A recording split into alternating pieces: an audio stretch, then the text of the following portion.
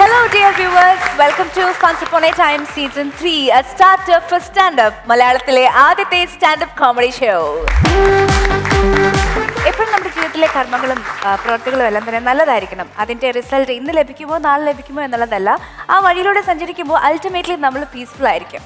ഒന്ന് മനസ്സ് തുറന്ന് ചിരിച്ചു കഴിഞ്ഞാൽ മൈൻഡ് റിലാക്സ്ഡ് ആവും, അതിലൂടെ സമാധാനം ലഭിക്കും, പിന്നെ സന്തോഷം ലഭിക്കും. അപ്പോൾ ഒരുപാട് ചിരിയിലൂടെ സന്തോഷവും സമാധാനവും ഒക്കെ നിറഞ്ഞ ചിരി നിമിഷങ്ങൾ പങ്കുവെക്കുകയാണ് നമ്മുടെ funs upon a time season 3യിലൂടെ. പുതുമകൾ നിറഞ്ഞ ഒരു എപ്പിസോഡിലേക്ക് എല്ലാ പ്രിയപ്പെട്ട പ്രേക്ഷകരെയും സ്വാഗതം ചെയ്യുകയാണ്. Welcome once again. Funs upon a time season 3യിൽ അൾട്ടിമേറ്റ്ലി ദി ഗ്രാൻഡ് ഫിനാലയിൽ എത്തുമ്പോഴത്തേക്കും വിജയികളെ കാത്തിരിക്കുന്നതും നല്ല സമ്മാനങ്ങളാണ്. ഒന്നാം സമ്മാനമായി നൽകുന്നു 7 ലക്ഷം രൂപ. ഈ സമ്മാനം സ്പോൺസർ ചെയ്തിരിക്കുന്നത് പ്രത്യേക പാരമ്പര്യ ആയുർവേദ ചികിത്സയുമായി എൽദോ വൈദ്യേഴ്സ് സെന്റ് പോൾസ് ആയുർവേദ. ഇനി അലർജിയും ആസ്മയും ഒരു മാറാരോഗമല്ല. രണ്ടാം സമ്മാനമായി നൽകുന്നത് 5 ലക്ഷം രൂപയാണ്. ഈ സമ്മാനം സ്പോൺസർ ചെയ്തിരിക്കുന്നത് ICCS college of engineering and management Thrissur. മൂന്നാം സമ്മാനം 3 ലക്ഷം രൂപയാണ്. ഈ സമ്മാനം നൽകുന്നത് ചെയർമാൻ ചെയേഴ്സ്, സുന്ദരം സുദൃഢം സുഖകരം. എപ്പിസോഡ് സ്റ്റാർട്ട് ചെയ്യുമ്പോഴത്തേക്കും നമുക്ക് സ്നേഹപൂർവ്വം വെൽക്കം ചെയ്യാം. ലെറ്റ്സ് വെൽക്കം രമേശ് പിഷാരടി, നമ്മുടെ സ്പെഷ്യൽ ഗസ്റ്റ്, നമുക്ക് ഇവർക്കും പ്രിയങ്കരനായ ശ്രീ ഇടവേള ബാബു സർ. ഒപ്പം നമ്മുടെ ഈ സീസണിലെ നിറസാന്നിധ്യമായ മത്സരാർത്ഥികളെയും വെൽക്കം ചെയ്യുകയാണ്. Let's welcome team Ramji Rao.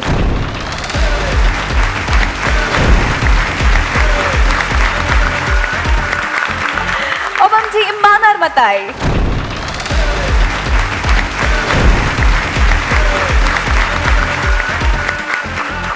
And അവരുടെ ടീം ലീഡേഴ്സിനെ സ്വാഗതം ചെയ്യുന്നു. ഗൗരി നമ്പൂതിരിപ്പാട് ആൻഡ് സ്റ്റെഫൻ സെബാസ്റ്റ്യൻ. ശരിക്കും പറഞ്ഞാൽ വളരെ ക്രൂഷ്യൽ ആയിട്ടുള്ള ഒരു എപ്പിസോഡാണിത്. നമ്മുടെ ഏകദേശം 2 വർഷത്തെ ഈ ഒരു ചിരി യാത്രയ്ക്കൊടുവിൽ ഒരു ഫിനിഷിംഗ് പോയിന്റിലേക്ക് എത്തുന്ന ഒരു എപ്പിസോഡ് കൂടിയാണ്. അതായത് സെമി ഫൈനൽ റൗണ്ട് മത്സരങ്ങൾ ഇന്നത്തെ മത്സരങ്ങളോട് കൂടി പൂർണ്ണമാവുകയാണ്. നമ്മൾ തുടങ്ങിയത് 32 മത്സരാർത്ഥികൾ വെച്ചിട്ടാണ്. ഇപ്പോൾ 10 പേരിൽ എത്തി നിൽക്കുന്നു. ഇവരിൽ നിന്നും 6 പേരായിരിക്കും ആ ഗ്രാൻഡ് ഫിനാലിലേക്ക് പോകുന്നത്. അതിനുശേഷം ഫൈനലിലേക്ക് ആരൊക്കെയാണ് കടക്കുന്നത് എന്നൊക്കെ നമ്മൾ ഇന്നത്തെ എപ്പിസോഡ് കൂടി അറിയാൻ സാധിക്കും. പക്ഷെ അതൊക്കെ പിന്നീടാണ് കേട്ടോ. അതിന് മുൻപായിട്ട് നമ്മുടെ ഗസ്റ്റിനോടൊപ്പം നമ്മുടെ മറ്റ് ചിരികളി തമാശകളിലൊക്കെ നമുക്ക് കൂടെ യാത്ര ചെയ്യേണ്ടതുണ്ട്. അപ്പോൾ over to our special guest Babu ഏട്ടൻ. ബാബു ഏട്ടാ, ഇപ്പോൾ ഞാനൊരു കഥ കേട്ടിട്ടുണ്ട്, ഒരു ഇൻസിഡൻറ്റ് കേട്ടിട്ടുണ്ട്. അതായത് ഏതോ ഒരു മൂവി ഷൂട്ട് ചെയ്യുന്നതിൻ്റെ ഇടയ്ക്ക് 2 ട്രെയിനുകൾക്കിടയിൽ ബാബു ഏട്ടൻ പെട്ടിട്ടുള്ള ഒരു അപകടം സംഭവിച്ചു എന്നോ അങ്ങനെ എന്തോ ഒരു കഥ കേട്ടിട്ടുണ്ട്. ശരിയാണോ? ഓർമ്മയില് കിട്ടണില്ല. അത് ബാബു ആന്റണി ആണെന്ന് തോന്നുന്നു ഏതോ സിനിമയില്. അല്ല, നമ്മുടെ ഫ്ലോറിലുള്ള നമ്മുടെ ക്യാമറമാൻ നവാസൊക്കെ എനിക്ക് കഥ പറഞ്ഞു. പുള്ളിയോട് ചോദിച്ചു നോക്കണോന്ന് പറഞ്ഞു. ശരിയാട്ടാ, നീ കണ്ടോ? അത് ട്രെയിനിന്റെ അല്ല, അത് അതിലൊരു ഷോട്ട് എടുക്കായിരുന്നു. ട്രെയിനിന്റെ മുമ്പിൽ ചാടി ചാവുന്നതാണ്. പക്ഷെ നമുക്ക് പെർമിഷൻ ഒന്നും എടുക്കാനുള്ള കപ്പാസിറ്റി ഇല്ല. അപ്പോ ഒരു അഡ്ജസ്റ്റ്മെന്റിൽ എടുത്താണ്. പക്ഷെ ചാടിയപ്പോഴാണ് മനസ്സിലായത് ഇതിനൊരു വാക്വം ഉണ്ട്. എനിക്ക് വിചാരിച്ച ടൈമിൽ എനിക്ക് അപ്പുറത്ത് എത്താൻ പറ്റുമെന്ന് സംശയമായി. പക്ഷെ ഒരു തരത്തിൽ ഞാൻ അപ്പുറത്ത് വീണുപോയി. പക്ഷെ ട്രെയിൻ അവർ പ്രശ്നം ഉണ്ടാക്കി. കാരണം അവർ മനസ്സിലായി ഏതോ ഒരാൾ ചാടിയിട്ടുണ്ടെന്ന് ട്രെയിനിന്റെ മുമ്പിൽ. അത് എന്നിട്ട് എവിടെ പോയി അതിന് മുമ്പ് നമ്മൾ ക്യാമറയൊക്കെ എടുത്ത് ഓടി. ശരി, ഇവരൊക്കെ ഉണ്ട്, നവാസ് ഉണ്ടായിരുന്നു, ക്രൂലുണ്ടായിരുന്നു. ശരി, നവാസ് ഒന്ന് തല വെളിയിലിട്ടിട്ട് ഏതെങ്കിലും ഒരു ക്യാമറമാൻ അതൊന്ന് കവർ ചെയ്യണം കേട്ടോ. അതുപോലെ തന്നെ നവാസൊക്കെ വേറൊരു കാര്യത്തെ കുറിച്ച് കൂടി ചോദിക്കണമെന്ന് പറഞ്ഞായിരുന്നു. നവാസൊക്കെ പറഞ്ഞു ബാബു സാറിനൊരു പ്രണയമുണ്ടായിരുന്നു. അതൊരു പക്ഷെ അദ്ദേഹത്തോട് ചോദിച്ചു കഴിഞ്ഞാൽ അദ്ദേഹം അതിനെ കുറിച്ച് പറയുമായിരിക്കും എന്ന് പറഞ്ഞു എന്നോട്. ഇവിടെ തന്നെ വേണോ അത്? പ്രണയിക്കത്തെ ഞാൻ ഇപ്പോഴും പ്രണയിച്ചോണ്ടിരിക്കുക. ഇപ്പൊ ഞാൻ ഡയനെ പ്രണയിച്ചോണ്ടിരിക്കുക. പ്രണയമില്ലാത്ത മനുഷ്യൻ. അയ്യോ, ആ നവാസ് തലയിറങ്ങി വീണു. നമ്മൾ പ്രണയിക്കണം. ഞാൻ പറയാം, എപ്പോഴും പറയുന്ന കാര്യം, നമ്മളിപ്പോ ഒരു യാത്ര പോകുന്നു, തീവണ്ടിയിൽ യാത്ര പോകുന്നു. നമുക്കറിയാം ഞാൻ ഇനി കൂടെ ഇറങ്ങും, മറ്റേ കുട്ടി ചിലപ്പോൾ തൃശ്ശൂർ ഇറങ്ങും, അല്ലെങ്കിൽ അതിന് മുമ്പ് ഇറങ്ങും. പക്ഷെ നമ്മൾ ആ യാത്ര വിരസമാവാതിരിക്കാൻ ഒന്ന് ചിരിച്ചു, അതങ്ങോട്ട് ചിരിച്ചു, ഇങ്ങോട്ട് ചിരിച്ചു. ബാബുച്ചേട്ടൻ ഈ വിരസമാവാതിരിക്കാൻ ഒന്ന് ചിരിച്ചു, അതൊക്കെ ഓക്കെയാണ്. ഈ ഓന്മാരൊക്കെ തോണ്ടും, ചിരി വരെ ഓക്കെയാണ്, തോണ്ടൊന്നുമില്ല. പക്ഷെ നമുക്കൊന്നും നഷ്ടപ്പെടാനില്ല. അവരും ഭയങ്കര ഹാപ്പിയായി, നമ്മളും ഹാപ്പിയായി. നമ്മൾ തിരിച്ചു പോകുമ്പോൾ കുറെ കഴിയുമ്പോൾ ഇടവേള ബാബുവിന് പറയുമ്പോൾ എന്താ എന്നോട് നല്ല വാക്ക് പറഞ്ഞ ഒരാളാന്ന് ഓർക്കും അല്ലേ? അതൊക്കെ തന്നെയല്ലേ ജീവിതത്തിലുള്ളൂ. നമ്മളിപ്പോ ഓട്ടോറിക്ഷയിൽ കയറി യാത്ര ചെയ്യുന്ന പൈസ കൊടുത്ത് ഇറങ്ങിയപ്പോ പക്ഷെ അതിൻ്റെ ഇടയ്ക്ക് അയാളോട് ചോദിക്കുന്നത് ചേട്ടൻ്റെ വീട് എവിടെയാണ്, വീട്ടിലാരൊക്കെ ഉണ്ട്, വലിയ സന്തോഷമാണ്. അത് നമുക്കൊന്നും നഷ്ടപ്പെടാനില്ല. ഈ ഇതാർക്കും ഉപയോഗിക്കാവുന്ന ചെറിയ ടിപ്പാണ്. ഈ സന്തോഷം തന്നെയാണ് ഡയാനയിൽ നിന്ന് നവാസിക്ക് ആഗ്രഹിക്കുന്നത്. അത്രേ ഉള്ളൂ, വേറൊന്നും ആഗ്രഹിക്കുന്നില്ല, ചെറിയൊരു സന്തോഷം. പക്ഷെ ഇതിലെ ഏറ്റവും വലിയ കാര്യം എന്താന്ന് വെച്ച് കഴിഞ്ഞാല് ആ ഒരു പ്രണയത്തിന്റെ കഥയെന്ന് പുള്ളി ഊരി അതിനെ ഒരു ഫിലോസഫിയിൽ കൊണ്ടുപോയി മറ്റൊരിടത്ത് കെട്ടിയിരിക്കുകയാണ്. അതെ അത് വിൽക്കപ്പെടാനുള്ള ഒരു എപ്പിസോഡാണ്. ആ പ്രണയം എന്ന് പറയുന്നത് പ്രണയിച്ചിട്ടുണ്ട്, 8 വർഷത്തോളം പ്രണയിച്ചിട്ടുണ്ട്. അതൊരു കഥയാണ്. ആരോടും പറഞ്ഞിട്ടില്ല, ഒരിക്കൽ പറയും. തീർച്ചയായിട്ടും പറയും. അപ്പോൾ ആ പ്രണയ കഥ കേൾക്കാൻ വേണ്ടി നമ്മൾ വെയിറ്റിംഗ് ആണ്. അതിലേക്ക് പോകുന്നതിന് മുൻപായിട്ട് നമുക്ക് ഇനി ക്വസ്റ്റ്യൻ ആൻസർ സെഷനിലേക്ക് പോയാലോ? ആദ്യത്തെ ചോദ്യം, വീഡിയോ കോളിൽ ബാബു ചേട്ടൻ അഭിനയിച്ച ഒരു സിനിമയിലെ സീനിന്റെ ഫോട്ടോ കാണിക്കും. ഏതാണ് ആ സിനിമ എന്ന് ഐഡന്റിഫൈ ചെയ്യണം.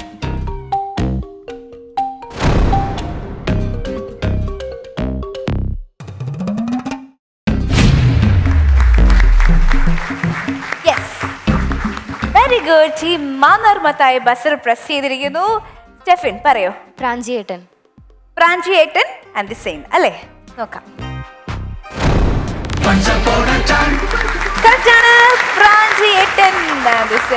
ഇതൊരു രസമായിട്ടുള്ള സിനിമയായിരുന്നു. കാരണം സിനിമ അഭിനയിക്കുമ്പോഴേ അറിയാൻ പറ്റുന്ന ഈ സിനിമ ഹിറ്റാവുന്നു. അതെന്താണെന്നറിയില്ല, ഭയങ്കര വേവായിരുന്നു നമുക്ക് ഈ സിനിമ. ഒരുപാട് ജീവിതത്തിൽ നമ്മൾ വായിച്ചും കണ്ടും പരിചയമുള്ള ഒരുപാട് കഥാപാത്രങ്ങള് നമുക്ക് ശരിക്കും ഭയങ്കര എൻജോയ് ചെയ്ത് അഭിനയിച്ചിട്ടുള്ള പടാട്ടാ. രഞ്ജിത്തിന്റെ ഏറ്റവും നല്ല സിനിമകളിൽ ഒന്നായിട്ടാണ് ഞാൻ കുട്ടികളെ. ഉറപ്പായിട്ടും ഞാനത് പറഞ്ഞ വലിയ രസമുള്ള സിനിമയാണ്. രണ്ടാമത്തെ ചോദ്യം, ബാബു ചേട്ടൻ അഭിനയിച്ച ഒരു സിനിമയിലെ സീനിന്റെ ഫോട്ടോ വീഡിയോ കോളിൽ കാണിക്കും. അതിൽ അദ്ദേഹത്തിന്റെ കൂടെയുള്ള നടന്മാരിൽ ഒരാളുടെ മുഖം മാസ്ക് ചെയ്തിരിക്കും. ആ മാസ്ക് ചെയ്തിരിക്കുന്നത് ഏത് ആർട്ടിസ്റ്റ് ആണെന്നുള്ളത് ഐഡന്റിഫൈ ചെയ്ത് പറയണം.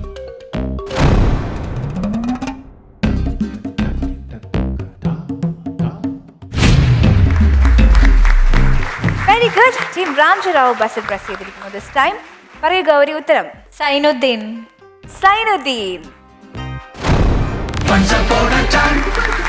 കറക്റ്റ് ആണ്. ഹിറ്റ്ലർ എന്നുള്ള മൂവിയിലുള്ള സീനാണത്. സൈനുവിനൊക്കെ ഭയങ്കര മിസ് ചെയ്യണം ഇങ്ങനെ കാണുമ്പോൾ. ഇത്രയും ഹ്യൂമർ സെൻസ് ഉള്ളൊരു മനുഷ്യനില്ല. സ്റ്റാൻഡപ്പ് കോമഡിക്ക് പറ്റിയ ആളായിരുന്നു. കൗണ്ടറുകൾ, നമ്മൾ ചിന്തിക്കാത്ത കൗണ്ടറുകൾ വരുന്നൊരു മനുഷ്യനാണ്. അത് സൈനുദ്ദീൻ്റെ ലൈഫും ഭയങ്കര ഒരു പ്രശ്നങ്ങളും എന്ത് ഭൂലോകം ഇടിഞ്ഞു വീഴാൻ സൈനു അതിനെ ഭയങ്കര സിമ്പിളായിട്ട് കാണുന്ന ആളാണ്. ഈ ഇടയ്ക്കും കൂടെ എന്നെ നമ്മുടെ KS പ്രസാദേട്ടൻ വിളിച്ചു ഒരു ദിവസം. എന്നിട്ട് ഇങ്ങനെ എന്താ വർത്താനം പറഞ്ഞു കഴിഞ്ഞൊരു പെട്ടെന്ന് പറഞ്ഞു, എടാ ഒരു ഹാപ്പി ന്യൂസ് ഉണ്ട്. ഞാൻ ചോദിച്ചു എന്താ ഏട്ടാ? ഇന്ന് ഉച്ചത്തെ ഊണ് ഞാൻ നിന്റെ വീട്ടിൽ നിന്ന് കഴിക്കുന്നത് എന്ന് പറഞ്ഞു. ആ വഴിക്ക് പോകുമ്പോൾ എൻ്റെ പുള്ളി തന്നെ പറഞ്ഞു, ഇത് പണ്ട് സൈനുദ്ദീൻ എന്നോട് പറഞ്ഞ ഒരു കാര്യം ഞാനിപ്പോൾ ഉപയോഗിച്ചെന്നേ ഉള്ളൂ. അങ്ങനെ ഒരുപാട് തമാശകൾ സൈനൊക്കെ പറഞ്ഞതായിട്ട് നമ്മൾ കേട്ടിട്ടുണ്ട്. സാർ ആ പടത്തില് സാറ് സൈക്കിൾ ആ വീട്ടിന്റെ മുന്നിൽ എടുത്ത് ഇങ്ങനെ പോകുന്ന ചവിട്ടാൻ വേണ്ടി നോക്കുമ്പോൾ മലന്നടിച്ച് വീഴുന്നൊരു രംഗമുണ്ടല്ലോ. അല്ല, ജഗദീശേട്ടനാണ് വീഴുന്നത് ജഗദീശേട്ടൻ. ഞാൻ സൈക്കിളിൽ പൊട്ടി പോകുന്നതാണ്, വീഴുന്നില്ല. അതിലെ ഡാൻസ് ആയിരുന്നു ഏറ്റവും കോമഡി. കാരണം അതിൽ കലാഭവൻ റഹ്മാൻ ഡാൻസ് ഉണ്ടായിരുന്നു. അപ്പം മമ്മൂക്ക ഫുൾ ഷൂട്ടിങ് കാണാൻ വന്നിരിക്കും. എന്നിട്ട് കലാഭവൻ റഹ്മാൻ മിക്കും തെറ്റിക്കും. മമ്മൂക്ക റഹ്മാൻ വിളിച്ചിട്ട് പറയും, ഇത് നമുക്ക് പറഞ്ഞ പണിയല്ല, നീ ഇവിടെ മാറിയിരിക്കും. അപ്പോൾ അത് ഭയങ്കര ശരിക്കും ഹിറ്റ്ലറിൻ്റെ ഒരു ഷൂട്ടിങ് ഇപ്പോഴും ഭയങ്കര ശരിക്കും സിദ്ദിഖിനെ നമ്മൾ ഭയങ്കരമായിട്ട് മിസ് ചെയ്യുന്നുണ്ട്. അത് പറയുമ്പോൾ പ്രേക്ഷകരുടെയും മനസ്സിലിരിക്കുന്ന ഒരു മൂവിയാണ് ഹിറ്റ്ലർ. പിന്നെ മൂന്നാമത്തെ ചോദ്യം, ബാബു ചേട്ടൻ അഭിനയിച്ച ഒരു സിനിമയുടെ ടൈറ്റിൽ വീഡിയോ വാളിൽ കാണിക്കും. അതിൽ സിനിമയുടെ പേരിന്റെ ചില അക്ഷരങ്ങൾ മാസ്ക് ചെയ്തിരിക്കും, മിസ്സിംഗ് ആയിരിക്കും. ഏതാണ് ആ സിനിമ എന്ന് പറയണം.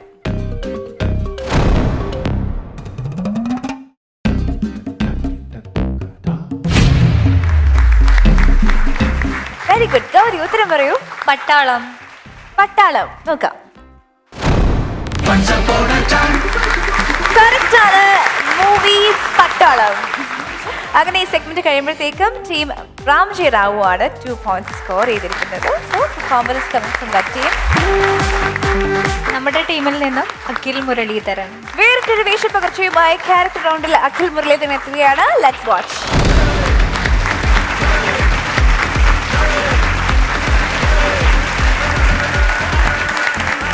നമ്മുടെ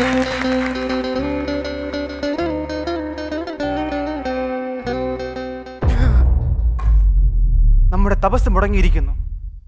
ആരോ നമ്മുടെ തപസ് ഇളക്കിയിരിക്കുന്നു. ഞാനിതെവിടാ? ഞാൻ ഒരു കാട്ടുപൊത്തിലായിരുന്നല്ലോ തപസ് ചെയ്യാനിരുന്നത്. ഇതെന്താ ഇത്രയും ലൈറ്റ് ഇവിടെ? ബിനാലെയാണോ ഇവിടെ നടക്കുന്നത്? മൃഗവാൻ പടോദര, നിന്റെ തപസ്സിന് ഭംഗം സംഭവിച്ചിരിക്കുന്നു. അയ്യോ, അരങ്ങിയില്ല. ചത്തവന്റെ അടുത്ത് പോയി നീ ചത്ര എന്ന് ആരെങ്കിലും പറയോ? എടാ അശരീരി, നീ അരപ്പിരി ലൂസാണ്. ഇതെന്താ ഈ ആൾക്കാരൊക്കെ എന്നെ നോക്കിയിരിക്കുന്നു? നിങ്ങളാരും മുന്നിൽ വരി ഇതിനു മുമ്പ് കണ്ടിട്ടില്ലേ? അതെ, കാലൻ, എന്റെ കാലൻ. അതുകൊണ്ടാണ് എന്റെ തപസ് മുടങ്ങിയിരിക്കുന്നത്. അതെ, എന്റെ കാലൻ തന്നെ. ദൈവമേ, ഇത്രയും വർഷമായി ഞാൻ നേടിയെടുത്ത എന്റെ വരം വെറുതെയാകുമോ ദൈവമേ? മുനി എന്തു വരണം? വരം, വരം എന്ന് കേട്ടാൽ നിങ്ങൾക്ക് മരം ഒരു വരം എന്നറിയാം. പക്ഷെ എന്റേത് അങ്ങനെയല്ല. വർഷങ്ങളുടെ മഴയത്തും വെയിലത്തും ഒറ്റക്കാലിൽ ആടാതെ അനങ്ങാതെ നിന്ന് ഞാൻ നേടിയ വരം. എനിക്ക് മരണമില്ല, ഞാൻ ചിരഞ്ജീവിയാണ്. മരണം നീയൊക്കെ ചത്തു തൊലയൂടാ. ഞാൻ ഒരിക്കലും മരിക്കാൻ പോകുന്നില്ല. പക്ഷേ ഒരു കാര്യമുണ്ട്, എന്നെങ്കിലും ഒരിക്കൽ ഞാൻ ഒന്ന് ചിരിച്ചാൽ അപ്പൊ ഞാൻ കുറഞ്ഞുകൂടെ മരിക്കും. അതുകൊണ്ട് എപ്പോ ചിരി വന്നാലും എന്റെ ചിരിയെ ഞാൻ ഇതിലങ്ങോട്ട് പിടിച്ചു കെട്ടും. ഈ ഇരിക്കുന്ന ആളെ കണ്ടല്ലോ, ഇദ്ദേഹം ചിരിപ്പിക്കാത്ത ആരെങ്കിലും ഉണ്ടോ കേരളത്തിൽ? ഉണ്ടോ? ഉണ്ട്, ഞാൻ ഉണ്ട്. അതുകൊണ്ട് എന്നെ ചിരിപ്പിക്കാൻ ഒരു ശ്രമം നടത്തി പരാജയപ്പെടേണ്ട, ഞാൻ ചിരിക്കൂല. അതുകൊണ്ട് ഇങ്ങോട്ടൊന്നും പറയണ്ട, ഞാനും അങ്ങോട്ട് പറയുന്നില്ല. അത്രേ ഉള്ളൂ.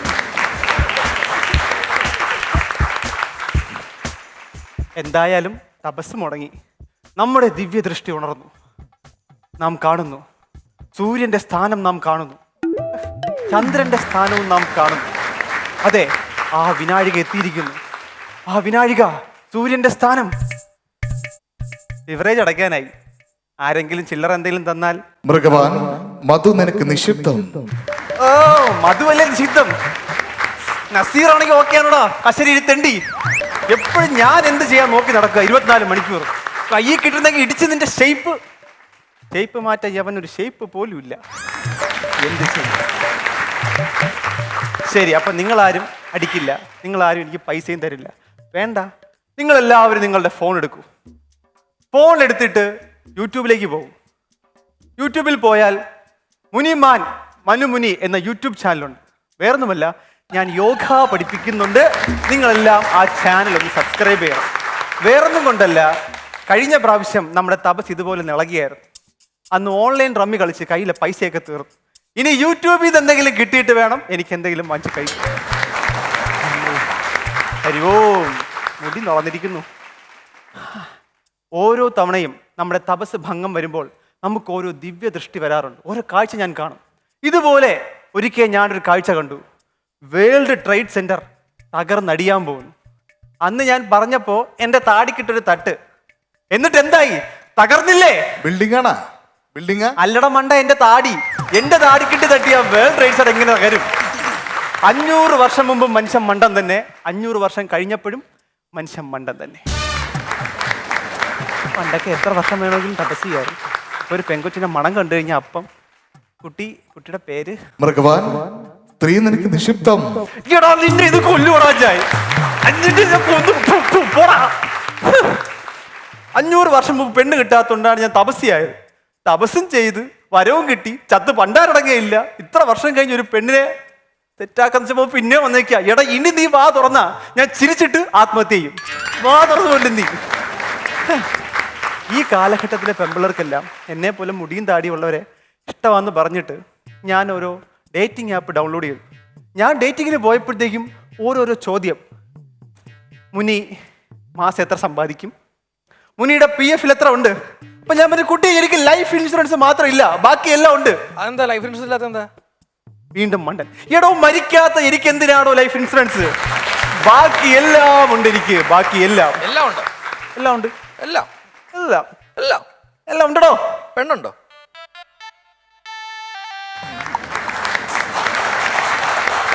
എടാ, നീ ഒരുത്തൻ കാരണമാണ് ഈ കൊച്ചു പയ്യൻ വരെ എന്നെ കളിയാക്കുന്നത്. എല്ലാ പെമ്പിള്ളേരും പറയും എനിക്ക് തപസ് ചെയ്തിട്ടാണ് ഈ പയ്യനെ കിട്ടിയത്, തപസ് ചെയ്തിട്ടാണ് ഈ പയ്യനെ കിട്ടിയത്. എന്നാ ശരിക്കും തപസ് ചെയ്യുന്ന ഒരുത്തനെ നിങ്ങൾക്ക് വേണ്ട അല്ലേ? അവസാനമായിട്ട് ഞാൻ ചോദിക്കുകയാണ്, ചാവൂല, പണിക്ക് പൊക്കോളാം, അവസാനം വരെ നിങ്ങളെ പൊന്നുപോലെ നോക്കിക്കോളാം. ആരെങ്കിലും എന്നെ വിവാഹം കഴിക്കാൻ ഒരു ജീവിതം എനിക്ക് തന്നൂടെ? 500 വർഷമായിട്ട് നിത്യ കന്യകനാണ്. ആരെങ്കിലും? ആരുമില്ല, ആരുമില്ല. വേണ്ട, എന്നാ ഒരു 10 മിനിറ്റ് അവിടെ ഇരുന്നിട്ട് പോട്ടെ. അതും പറ്റൂല,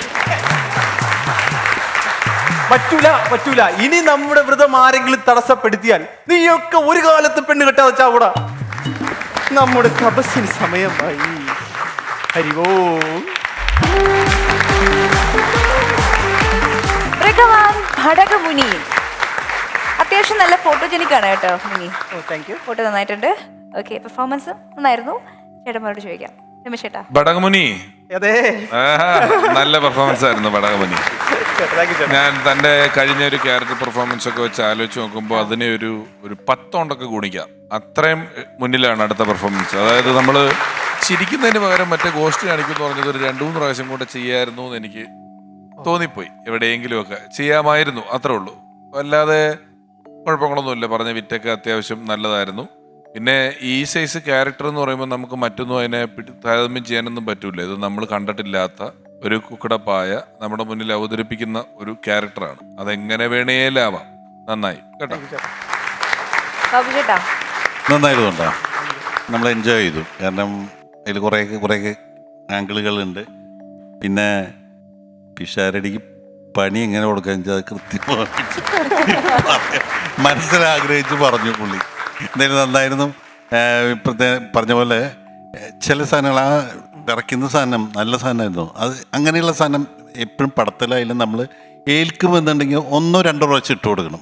അതപ്പോഴേ ഓഡിയൻസ് പെട്ടെന്ന് പിന്നെ അത് ഒന്ന് തുടങ്ങിയാൽ മതി, അപ്പോഴേക്കും ചിരി തുടങ്ങും. അത് ഒന്നും കൂടി റിപ്പീറ്റ് ചെയ്യാമായിരുന്നു. അത് നല്ലതാണ്, നന്നായി ചെയ്തു കേട്ടാ. All the best. അഖിലേ നന്നായിരുന്നു, നല്ല എനർജി ഉണ്ടായിരുന്നു. Thank you. ആയിരുന്നു. വിഷു നന്നായിട്ട് വരുന്നുണ്ട് പെർഫോമൻസ്. Once upon a time-ന്റെ ഇന്നത്തെ എപ്പിസോഡിൽ ഓഡിയൻസ് ആയിട്ട് എത്തിയിരിക്കുന്നത് IC ബിസിനസ് സ്കൂളിലെ സ്റ്റുഡൻസ് ആണ്. Hearty welcome. ഞാനൊരു കാര്യം കേട്ടോ, അതായത് നിങ്ങൾ have come all the way from Bangalore, ശരിയാണോ? Yes ma'am. നമ്മുടെ ഷോയിൽ പങ്കെടുക്കാനായിട്ടല്ലേ? ഇത് ആദ്യമായിട്ടാണ് ഇത്രയും ദൂരത്തുനിന്ന് ഒരു ഗ്രൂപ്പ് ഓഫ് സ്റ്റുഡൻസ് ഇവിടെ എത്തുന്നത്. എനിക്ക് ഇവിടെ മാത്രമല്ലടാ പിടി, അങ്ങ് ബാംഗ്ലൂരും ഉണ്ടടാ പിടി. പിന്നല്ല, ഏത് ബാച്ചാ, ഏത് സ്ട്രീമാ നിങ്ങൾ ഫോളോ ചെയ്യുന്നത്? ഞങ്ങളിവിടെ MBA ആണ് പഠിക്കുന്നത്. അവിടെ MBA അല്ലാതെ UG ക്ലാസ്സസും ഉണ്ട്. UG അണ്ടർ ഗ്രാജുവേറ്റ് ക്ലാസ്സസും ഉണ്ട് അല്ലേ? അടിപൊളി. എങ്ങനെ ഉണ്ടായിരുന്നു ഇവിടെ വന്നിട്ട്? അടിപൊളിയാണ്. കോമഡീസ് ഉണ്ട്, കുറെ ഫൺ. ഷൂട്ടിന് വേണ്ടി മാത്രം അല്ലേ, എക്സ്ക്ലൂസീവ് ആയിട്ട് നമ്മുടെ ഷൂട്ടിന് വേണ്ടി മാത്രം എത്തിയവരാണ് ഇവിടെ. അടിപൊളി, super super. Thanks, very happy we are. ഞങ്ങൾ പിഷാരടി സാറിന് കൊടുക്കാനായിട്ടൊരു ഗിഫ്റ്റ് കൊണ്ടുവന്നിട്ടുണ്ട്. സ്വർണ്ണമോതിരം അല്ല അല്ല, പവിഴമാല, അതിനും മേലെ. അതുക്കും മേലെ. ദൈവമേ, എന്തായിരിക്കും അതെ, ഇവിടെ ബാംഗ്ലൂർ. പിഷാരടി സാറ് മാത്രമല്ല, ഇവിടെ വേറെ കുറെ ആൾക്കാരും കൂടിയൊക്കെ ഉണ്ട്. അവർക്കൊന്നും കൊണ്ടുവന്നില്ല? പക്ഷെ ഞങ്ങൾക്ക് സ്പെഷ്യൽ പിഷാരടി സാറാണ്. ഓയ്യോ, ശരി ശരി. നമ്മളിനി ഒന്നും മിണ്ടുന്നില്ലേ? ഇല്ല.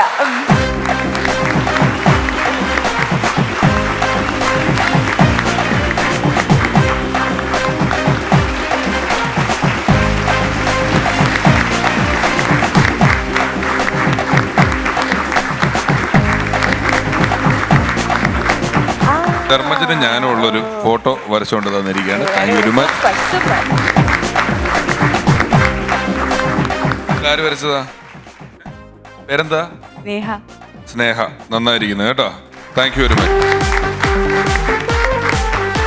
അടുത്തത് ഒരു സ്റ്റാൻഡപ്പ് പെർഫോമൻസ് ആണ്. And performer is coming from team Mannar Mathai. Stephna, ആരാണ് വരുന്നത്? ഞങ്ങളുടെ ടീമിൽ നിന്ന് വരുന്നത് മിസ്റ്റർ സംഗീത് റാം. അപ്പൊ സംഗീത് റാമിന്റെ കോട്ടിട്ട് കൊണ്ടുള്ള ഒരു സ്റ്റാൻഡപ്പ് ആണ് നമ്മൾ കാണാൻ പോകുന്നത്. Let's watch and enjoy.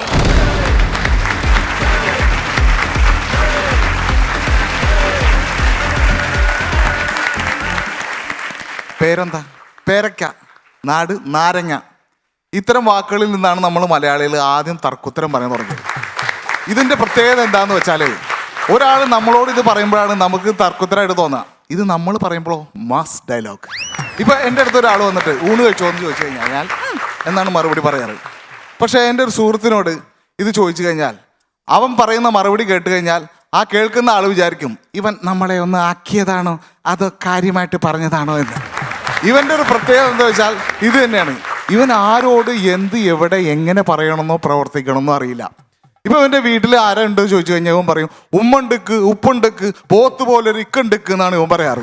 വാക്കുകൾ പറഞ്ഞാൽ പറഞ്ഞു തന്നെയാണ്. അത് ആമസോണോ ഫ്ലിപ്കാർട്ടോ പോലെ നമുക്ക് തിരിച്ചെടുക്കാൻ പറ്റില്ല. ഇപ്പോൾ നിങ്ങൾക്ക് മനസ്സിലാവുന്ന രീതിക്ക് പറയാ വെച്ചാൽ ഇവനിപ്പോൾ മൊബൈലിൽ നോക്കിക്കൊണ്ടിരിക്കുക വിചാരിക്കാം. അപ്പോൾ ഇവൻ്റെ ഉമ്മ വന്നിട്ട് പറയും എത്ര നേരമാണ് ഇതിൽ നോക്കിക്കൊണ്ടിരിക്കണ്, എങ്ങനെ നോക്കിക്കൊണ്ടിരിക്കാൻ പറ്റണെന്ന് ചോദിച്ചാൽ കണ്ണോണ്ട് എന്ന് മറുപടി പറയും.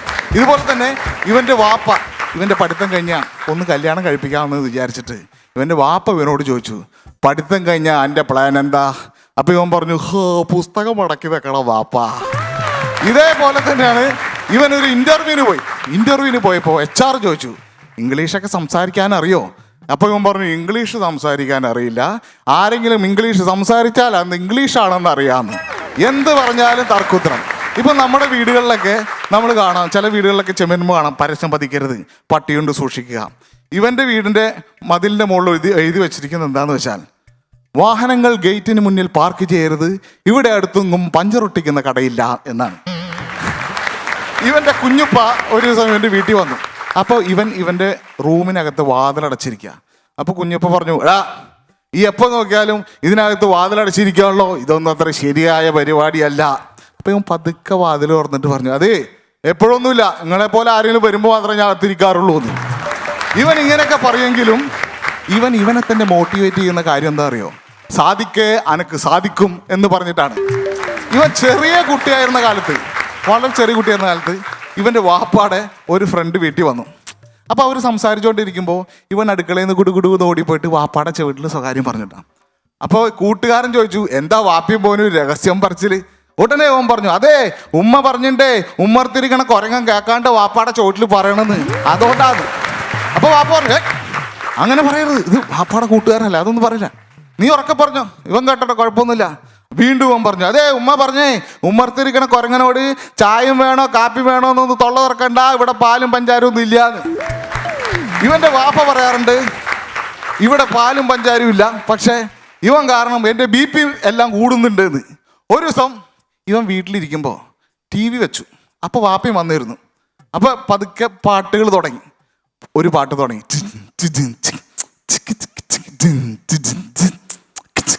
കട്ടിപ്പൂടി കട്ടിപ്പൂടിടാ കണ്ണാള കണ്ടപാടി കട്ടിപ്പൂടിടാ.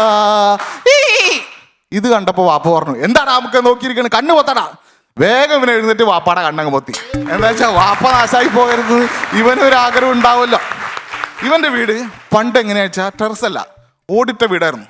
അതിന് ചുറ്റും നല്ല രസമായിട്ട് വേലി കെട്ടിയിട്ടുണ്ടായിരുന്നു. അപ്പോൾ വീട്ടിൻ്റെ മുന്നിൽ നോക്കുമ്പോൾ വേലിയുടെ അപ്പുറത്ത് ആരോ ഇരുന്ന് മൂത്രമൊഴിക്കുക. ഉടനെ അവൻ പറഞ്ഞു ഏത് നാറിയാടാ അവിടെ, എനിക്ക് പോടാ പട്ടി.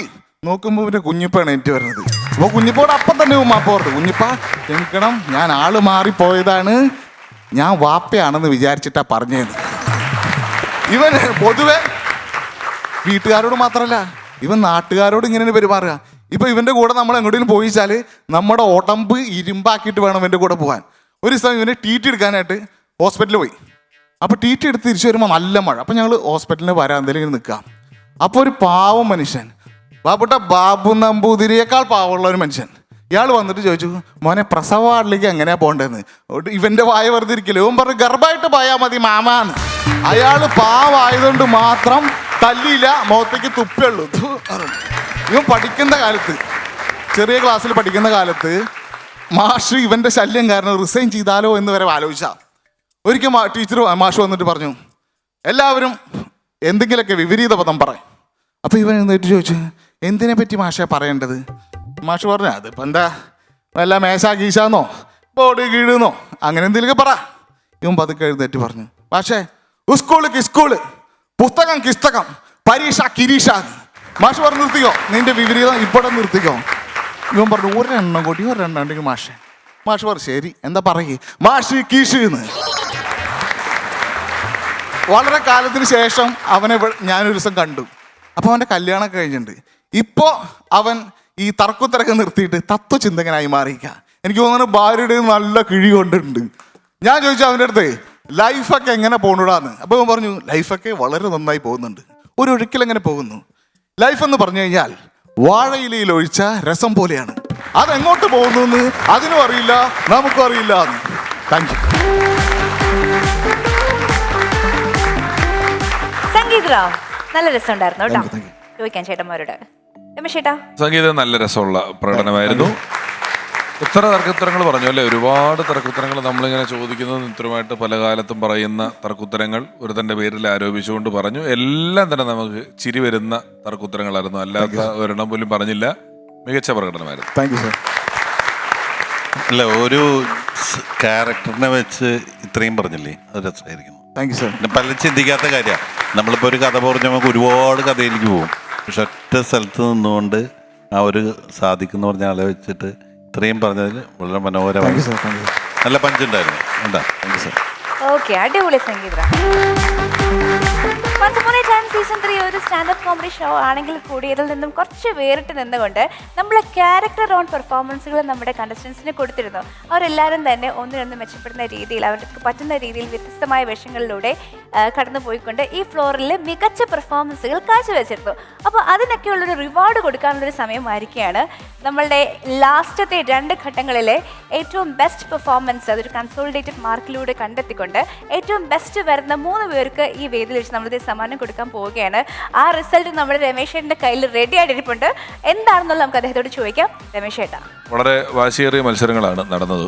നമ്മളൊരു സിനിമ കാണുമ്പോഴാണെങ്കിലും ഒരു ഫുട്ബോളോ ക്രിക്കറ്റോ ഒക്കെ കാണുമ്പോഴും ഇത് അനുനിമിഷം കണ്ടുകൊണ്ടിരിക്കാൻ നമ്മളെ പ്രേരിപ്പിക്കുന്ന ഒരു ഘടകം അപ്രതീക്ഷിതമായ സംഭവങ്ങളാണ്. ഫുട്ബോളിനൊക്കെ പ്രത്യേകിച്ച് അങ്ങനെ നമ്മളിങ്ങനെ വിചാരിക്കാത്ത സമയത്ത് ഒരു ഗോൾ അടിക്കുന്നു, അല്ലെങ്കിൽ സിനിമയിൽ നമ്മൾ പ്രതീക്ഷിക്കാത്ത സമയത്ത് പ്രതീക്ഷിക്കാത്ത കാര്യങ്ങൾ നടക്കുന്നു എന്ന് പറഞ്ഞതുപോലെയുള്ള ഒരു വിലയിരുത്തലുകൾ മാത്രമാണ് ഈ പരിപാടിക്കും ചെയ്യാൻ പറ്റിയത്. പല റിയാലിറ്റി ഷോകളിലും ആളുകൾ ഇങ്ങനെ തുടക്കം തൊട്ട് ജനങ്ങളും പറയും ഇന്നയാൾ അങ്ങോട്ടെത്തും, ഇന്നത് സംഭവിക്കും എന്നെല്ലാം. എന്നാൽ ഈ ഒരു പരിപാടിയെ സംബന്ധിച്ചിടത്തോളം നമ്മളൊരു അക്യുമുലേറ്റഡ് മാർക്ക് ഉപയോഗിച്ചിട്ടില്ല. ഓരോ ഷെഡ്യൂളിലെയും മാർക്കുകൾ നോക്കുക, ഓരോ പെർഫോമൻസിനെയും ഇൻഡിവിജ്വലായി തന്നെ നോക്കിയാണ് മുന്നിലേക്ക് വന്നത്. അത് അവരുടെ കൺസിസ്റ്റൻസി നിലനിർത്തുന്നതിന് വേണ്ടിയിട്ടാണ്. അതിൻ്റെ ഒരു പകുതി കഴിഞ്ഞപ്പോൾ നമ്മളൊരു ക്യാരക്ടർ റൗണ്ട് നടത്തിയിരുന്നു. ആദ്യം ക്യാരക്ടർ റൗണ്ടിൻ്റെ വിജയികളെയാണ് പറയുന്നത്. അത് മാത്രമാണ് നമ്മൾ അക്യുമുലേറ്റഡ് മാർക്ക് നോക്കിയത്. കഴിഞ്ഞ തവണയും ഇത്തവണയുമായി 2 ക്യാരക്ടറുകൾ വീതം ചെയ്തതിൽ മാർക്ക് കൂടുതൽ ലഭിച്ചത് ആരാണ് എന്ന് നോക്കിയിട്ടാണ് നമ്മൾ 3 പേരെ തിരഞ്ഞെടുത്തിരിക്കുന്നത്. ഈ 3 പേർക്ക് നമ്മുടെ ഗ്രാൻഡ് ഫിനാലെ ദിവസം അവരുടെ ഉപഹാരങ്ങൾ നമ്മൾ സമർപ്പിക്കും. ക്യാരക്ടറായി വന്ന പ്രകടനം കാഴ്ചവെച്ചതിൽ 3-ാം സ്ഥാനത്ത് എത്തിയിരിക്കുന്നത് 175 മാർക്കുകളോടുകൂടി രഞ്ജു കാർത്തികേയനെയാണ്.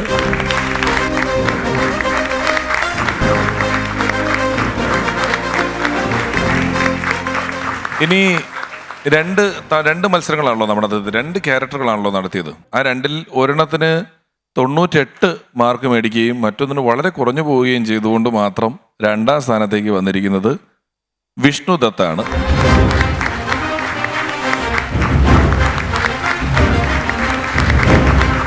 കൺസിസ്റ്റൻ്റായി 2 തവണയും 2 ക്യാരക്ടറുകൾക്കും എബോവ് ആവറേജ് മാർക്കുകൾ മേടിച്ചുകൊണ്ട് ക്യാരക്ടർ റൗണ്ടിൽ 1-ാം സ്ഥാനത്തെത്തിയിരിക്കുന്നത് ബിനു കോടന്നൂരാണ്. ബിനു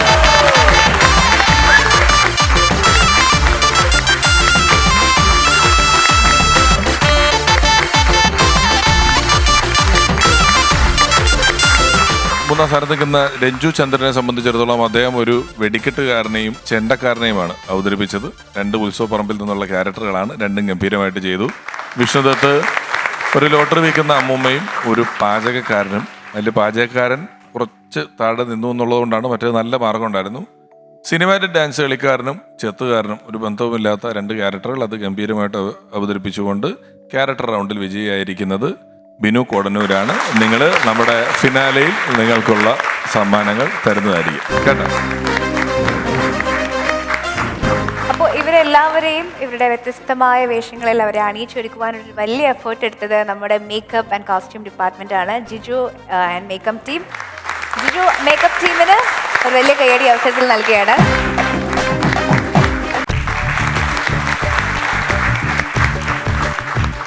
അതെ, എനിക്കൊരു കാര്യം പറയണ്ട്. പറയട്ടെന്നേ? വേണ്ടെന്ന് പറയട്ടെ? വേണ്ട പറയട്ടെ? വേണ്ടടോ. പറയിപ്പോരുന്നല്ലേ, മുളടിക്കുന്നില്ലേ? വേണ്ടത്.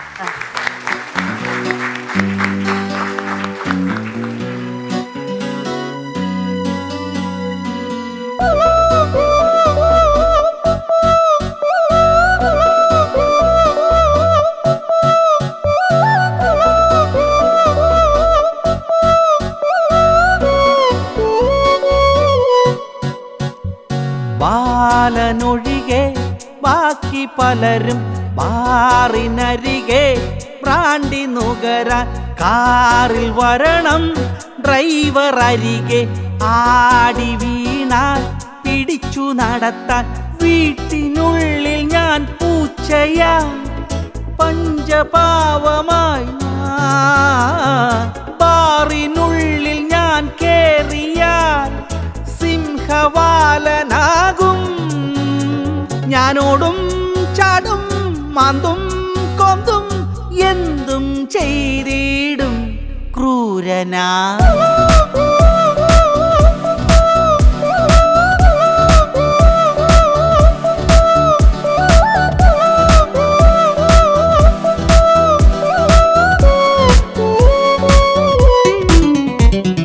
രാത്രി മുഴുവൻ ഫ്ലാറ്റിനുള്ളിൽ വാളും പിന്നെ പാമ്പാട്ടോ നേരം പുലരും ഏറെ സമയം തലപൊങ്ങാതെ സ്ലീപ്പാകും ഞാൻ ആരോടെങ്കിലും തെണ്ടിട്ടെങ്കിലും കുടിക്കാൻ മാത്രമായി മണി ഞാൻ കരുതും എന്നും ഇങ്ങനെ കുടിയൻ മാത്രമായി എൻ്റെ ജന്മമോ പാഴായി പതിരായി കുടിയില്ല വലിയില്ല വീടില്ലാതായല്ലോ.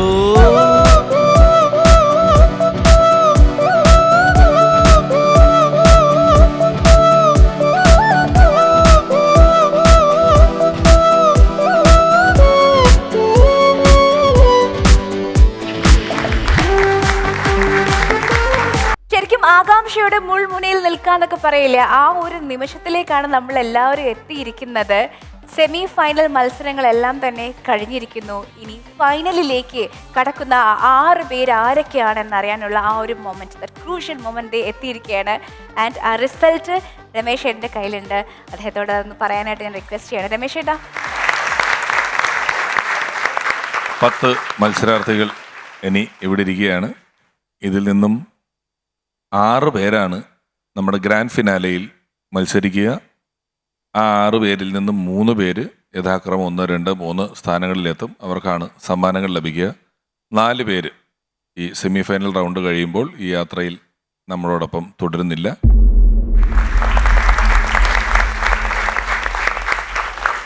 ചേട്ടാ എന്താ പറയാല്ലേ അവസരത്തില്? ഇതില് എല്ലാവരും വലിയ കലാകാരന്മാർ തന്നെയാണ്, ഒരു സംശയമില്ല. അല്ലെങ്കിൽ അവരിവിടെ എത്തില്ലല്ലോ. പക്ഷെ ഇതൊന്ന് 4 പേരല്ലേ പോകുന്നത്.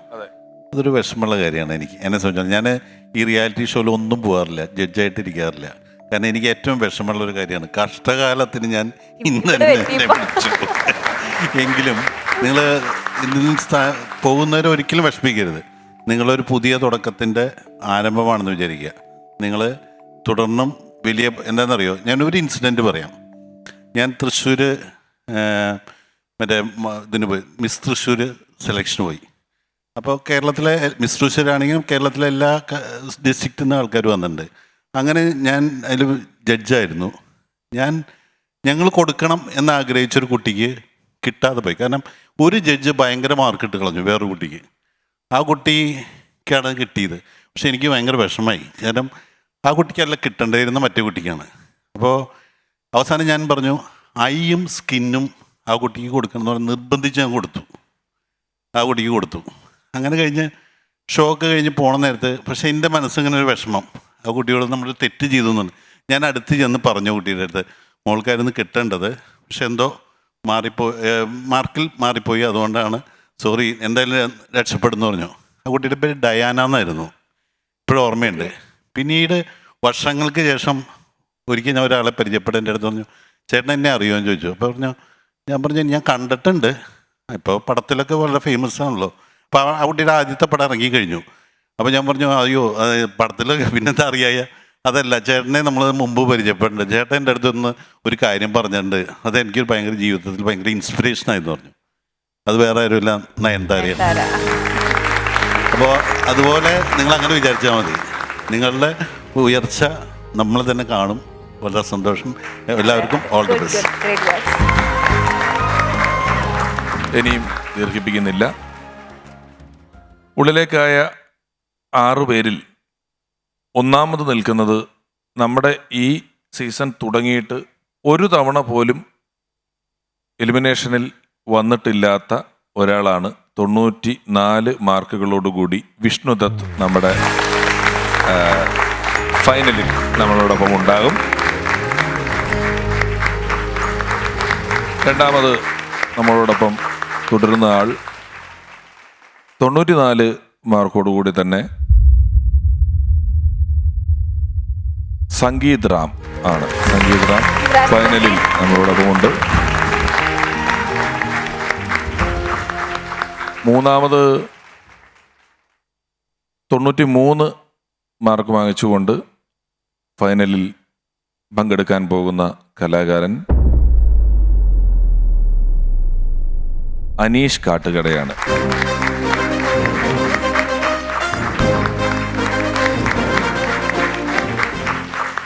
തൊണ്ണൂറ്റി മാർക്ക് മേടിച്ചുകൊണ്ട് തന്നെ ഫൈനലിലേക്ക് എത്തുന്ന മറ്റൊരു കലാകാരൻ മുകേഷ് OMR ആണ്.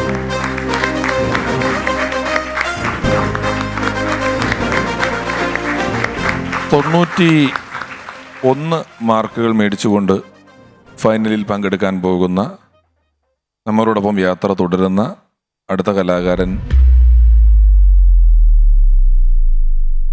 ബിനു കോടന്നൂരാണ്. ഇനി ഒരാളെ കൂടി പറഞ്ഞാൽ ബാക്കി 4 പേര് വെളിവാകും. ഒരാൾ കൂടിയേ ഇനിയുള്ളൂ. മിച്ചം നിൽക്കുന്ന 5 പേർ അഖിൽ മുരളീധരനുണ്ട്, നെൽസനുണ്ട്, സ്നേഹേഷുണ്ട്, രഞ്ജു ചന്ദ്രനുണ്ട്, ഗിനീഷുണ്ട്. ഈ 5 പേരിൽ നിന്നും ഒരാൾ കൂടി തുടരും. ആ തുടരൽ കഴിഞ്ഞാൽ ബാക്കിയുള്ളവർ നമ്മളോടൊപ്പം ഫിനാലയിൽ ഉണ്ടാകില്ല. 6ാം സ്ഥാനത്ത് ഫിനാലയിൽ പങ്കെടുക്കാൻ പോകുന്നത്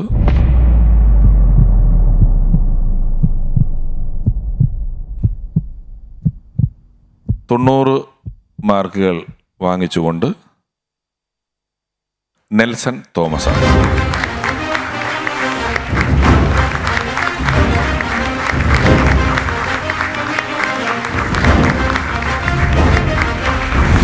രമേശേട്ടൻ പറഞ്ഞതുപോലെ ഇവരുടെ കഴിവിൻ്റെ മികവിൻ്റെ അന്തരം വളരെ ചെറുതാണ്. ആ ഡിഫറൻസ് വളരെ ചെറുതാണ്. ഈ ഫിൽറ്ററിംഗ് എന്ന് പറയുന്നത് ഇച്ചിരി ഡിഫിക്കൽട്ട് പ്രോസസ്സായിരുന്നു. അപ്പോൾ ഒന്നിനൊന്ന് മികച്ചു നിൽക്കുന്നവരാണ് നിങ്ങൾ 4 പേരും. എന്നാലും നമുക്ക് ആസ് യൂഷ്വൽ എപ്പോഴും പറയുന്ന പോലെ ഫൈനലിസ്റ്റുകൾ തിരഞ്ഞെടുക്കണം, ബാക്കിയുള്ളവർ എലിമിനേറ്റ് ചെയ്യേണ്ടി വരും. ആ ഒരു പ്രോസസ്സിൻ്റെ ഭാഗമായിട്ട് മാത്രം. അതിലിപ്പം എനിക്കൊന്ന് അഖിലും സ്നേഹേഷും ഇന്നായിരിക്കുന്ന എല്ലാവരും ഈ കലയുമായിട്ട് നേരിട്ട് ബന്ധമുള്ളവരല്ല, ആദ്യമായിട്ട് വന്നിട്ടുള്ളവരാണ്. ഗിനീഷും രഞ്ജു ചന്ദ്രനും എന്ന് പറയുന്നത് പേര് രണ്ടും ഇതര കലാമേഖലയിൽ തിയേറ്റർ ആക്ടിങ്ങിൽ രഞ്ജു ചന്ദ്രനും സ്റ്റേജ് മിമിക്രിയിൽ ഗിനീഷും ഒക്കെ വർക്ക് ചെയ്യുന്നു. അവരും ഇവരോടൊപ്പം മത്സരിക്കുന്നു, മത്സരത്തിന് വരുന്നു. മറ്റൊരു കലാമേഖല ഞാനോ ഭാവിച്ചാണ് ഇപ്പോൾ ഒരു പാട്ട് മത്സരത്തിന് പങ്കെടുക്കാൻ പോകുന്നു എന്ന് പറയുന്നത് പോലെ മറ്റൊരു മേഖലയിൽ പങ്കെടുക്കാൻ വന്നതാണ് അവർ രണ്ടുപേരും. ഇവർ രണ്ടുപേരും ആദ്യമായിട്ട് വന്നിട്ടുള്ളവരാണ്. അവരും പുതിയ കലാകാരന്മാരെ, ഇവരെല്ലാം പുതിയ കലാകാരന്മാരാണെന്ന് പറയുന്നവരാണ്. അവരെ ഈ പരിപാടിയിലൂടെ ഫൈനൽ വരെ എത്തിക്കാൻ പറ്റിയത് ഫണ്ട്സ് അപ്പോൺ എ ടൈമിന്റെയും ഒരു വലിയ ഭാഗ്യമായി കരുതുന്നു. ഇനി ഗിനീഷ് സർ, എല്ലാവർക്കും നമസ്കാരം. ആദ്യമേ ഇതിൻ്റെ ഫൈനലിലേക്ക് എത്തിയിട്ടുള്ള നമ്മുടെ കൂട്ടുകാരന്മാർക്ക് വലിയൊരു അഭിനന്ദനം അറിയിക്കുകയാണ്. ഇതുവരെ എത്താൻ പറ്റി, സെമി ഫൈനൽ വരെ. അത് വലിയൊരു സന്തോഷമുള്ള കാര്യമായിട്ടാണ് കാണുന്നത്. എന്തായാലും അമൃത TV-യുടെ ഭാഗത്തു നിന്നായാലും നമ്മുടെ funds upon a time RP എൻ്റർടൈൻമെൻറ്റ്സിൻ്റെ ഭാഗത്തു നിന്നായാലും നമ്മുടെ ക്രൂവിൻ്റെ ഭാഗത്തു നിന്നായാലും ഒക്കെ വളരെ വലിയൊരു സ്നേഹവും ആ ഒരു മുന്നോട്ടുള്ള പോക്കിൽ നമ്മളോടുള്ള കാണിച്ചിട്ടുള്ള കരുതലും എല്ലാത്തിനും നന്ദി. അത്രമാത്രമേ ഈ ഒരു അവസരത്തിൽ പറയാനുള്ളൂ. Thank you. Thank you Gineesh Govind. Thank you. എല്ലാവർക്കും നമസ്കാരം. ആദ്യം തന്നെ ഇതിൻ്റെ ഫൈനൽ എത്തിയിട്ടുള്ള നമ്മുടെ പ്രിയപ്പെട്ട സുഹൃത്തുക്കൾക്ക് എല്ലാവർക്കും all the best for final. അത് പിന്നെ ഒത്തിരി സന്തോഷം എന്ന് വെച്ചാലേ കഴിഞ്ഞൊരു 1.5 വർഷമായിട്ട് ഇതിൻ്റെ പിന്നാലെയുള്ള യാത്രയുണ്ടായിരുന്നു. അതിൽ കിട്ടിയുള്ള ഏറ്റവും വലിയ സൗഹൃദ ബന്ധങ്ങൾ അത് വലിയൊരു കാര്യമായിട്ട് തന്നെ കാണുന്നു. ഇപ്പോൾ എന്താ പറയുക, ക്രൂ മെമ്പേഴ്സ് എല്ലാവരും പേരെടുത്ത് പറയുന്നില്ല, എന്നാലും നവാസ്ക, അതുപോലെ തന്നെ Suresh sir, Ranjith sir, camera ചെയ്യുന്ന ആൾക്കാർ, എല്ലാവരോടും വല്ലാത്തൊരു ബന്ധം.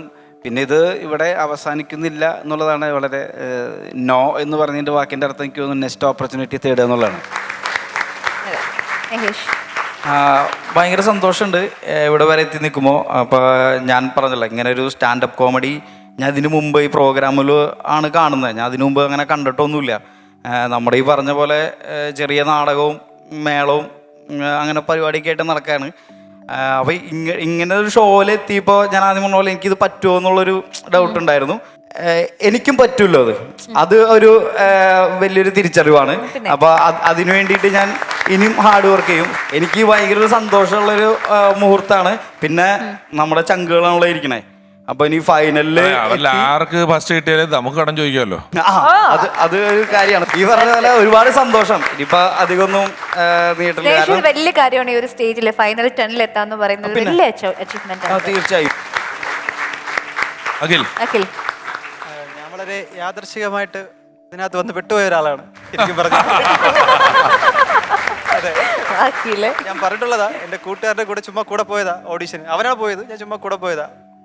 അങ്ങനെ സെലക്ട് ആയി. പുതിയ പുതിയ ആൾക്കാരെ കാണാൻ പറ്റി, പുതിയ എക്സ്പീരിയൻസ്. എല്ലാത്തിലുപരി ഒരുപാട് സുഹൃത്തുക്കളെ കിട്ടി. ചിന്തിക്കാത്ത ഒരാൾക്ക് അത് ചെയ്യാൻ പറ്റി എന്ന് എന്നെ തന്നെ പ്രൂവ് ചെയ്യാൻ പറ്റി. എല്ലാത്തിലുപരി എനിക്ക് എൻ്റെ അച്ഛനോടാണ് താങ്ക്സ് പറയാനുള്ളത്. എൻ്റെ ഏറ്റവും വലിയ സ്ട്രെങ്ത് എന്ന് പറയുന്നത് എൻ്റെ അച്ഛനാണ്. പുള്ളിക്കാരനോട് ഐ ലവ് യു അച്ഛാ.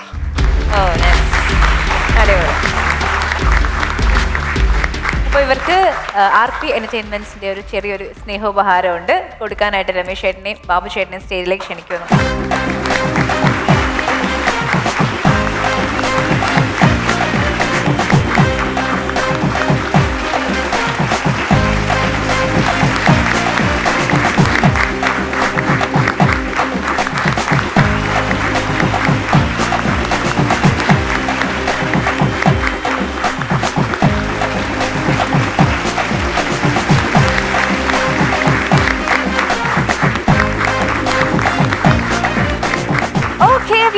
ഇനി നമുക്ക് ഗ്രാൻഡ് ഫിനാലയിൽ വെച്ച് കാണാം. 15 ലക്ഷത്തോളം വിലമതിക്കുന്ന പ്രൈസസ് ആണ് ഈ ഗ്രാൻഡ് ഫിനാലയിൽ വിജയികളെ കാത്തിരിക്കുന്നത്.